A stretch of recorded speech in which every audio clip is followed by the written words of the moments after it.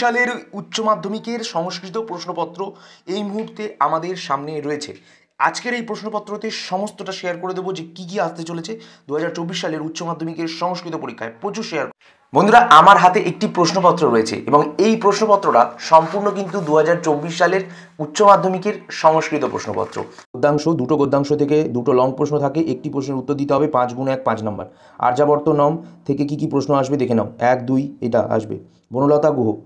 বনলতা গুহ থেকে রচনাধর্মী প্রশ্ন এটা আসবে, স্ক্রিনশট করে নাও। 2 নাম্বার, 3 নাম্বার, 4 নাম্বার এই তিনটি প্রশ্ন আসবে। পদ্যাংশ থেকে বন্ধুরা 5x1 এই প্রশ্নগুলো আসবে। গঙ্গা স্তোত্রম এই প্রশ্নটা আসবে, গঙ্গার মহিমা আলোচনা করো। 2 নাম্বার এই প্রশ্নটা আসবে। ভাষায় লেখো মহাভগবদ্গীতা থেকে, কর্মযোগ থেকে 1 আর 2 এই দুটো প্রশ্ন পড়বে, ঠিক আছে। এরপর নাট্যাংশ, নাটক থেকে 5x1 5 নাম্বার থাকে। বাসন্তী কস্প নাম প্রথম অঙ্ক নির্বাচিত অংশ থেকে এই কৌমুদীর চরিত্র বৈশিষ্ট্য আর এই প্রশ্নটা আসবে, এই প্রশ্নটাও আসবে। এরপর চলে যাবো সাহিত্যের ইতিহাস, যেখানে দুটো প্রশ্নের মধ্যে একটি উত্তর করতে হবে, 5x1 5 নাম্বার থাকে। 4টি প্রশ্ন টুকে নাও বা স্ক্রিনশট করে নাও, ঠিক আছে। সাহিত্যের ইতিহাস থেকে 4টি প্রশ্ন। ব্যাকরণ নির্মিতিতে মধ্যে ভাব সম্প্রসারণ থাকে, 4x1 4 নাম্বার। তো এই 1, 2, 3, 4 এটা টুকে নাও বা স্ক্রিনশট করে নাও, এই 4টে থাকবে।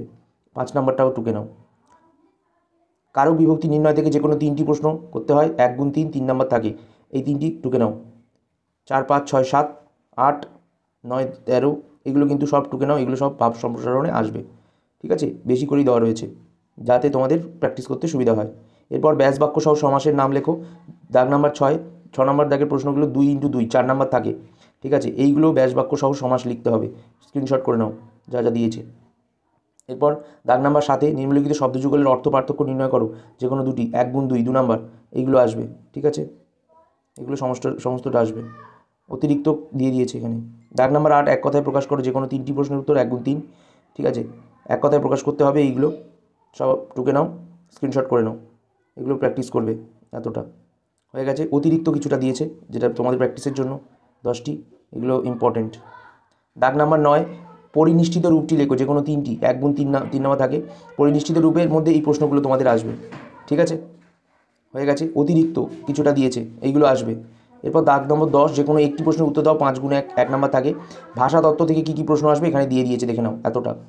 এরপর দাগ নম্বর 12তে যে কোনো একটি বিষয়ে সংস্কৃতি রচনা বা নিবন্ধ রচনা বলে, 5x1 5 নাম্বার থাকে। কী কী রচনা আসতে পারে এই যে এখানে দিয়ে দিয়েছে, দেখে নাও, ঠিক আছে। এগুলো কিন্তু করবে সব প্র্যাকটিস।